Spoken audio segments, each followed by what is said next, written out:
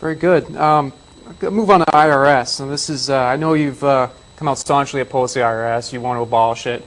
And currently there's a situation up in Plainfield, New Hampshire with Ed and Elaine Brown. And these people are simply asking the government to show them the law that requires them to pay income tax on their labor. And instead of the government showing them the law, they send a bunch of U.S. Marshals with guns and urban assault vehicles.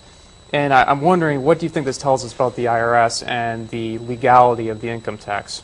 Well, it gives you the perfect reason why we have to get rid of this monster, you know, because of what has happened.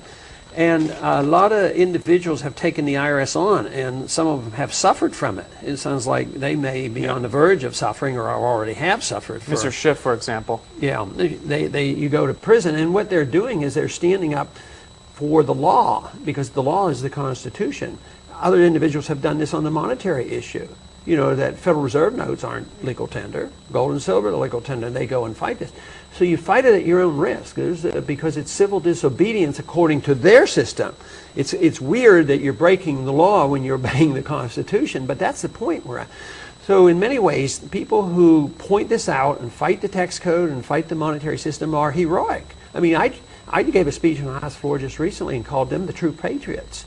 But I also point out that it's risky business, and I compare them to people like Gandhi, who's willing to speak out and have and try to bring about change in a peaceful manner. Martin Luther King fought laws that were unfair and unjust, but he suffered too.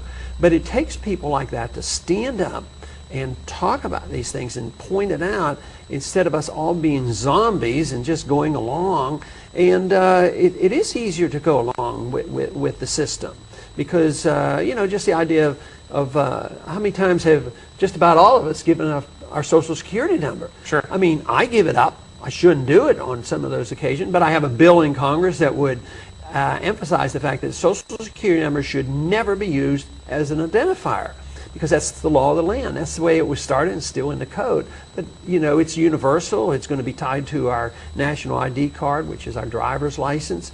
So it takes people like the Browns to stand up and bring this to attention. But you know, it's risky business, because government is so omnipotent.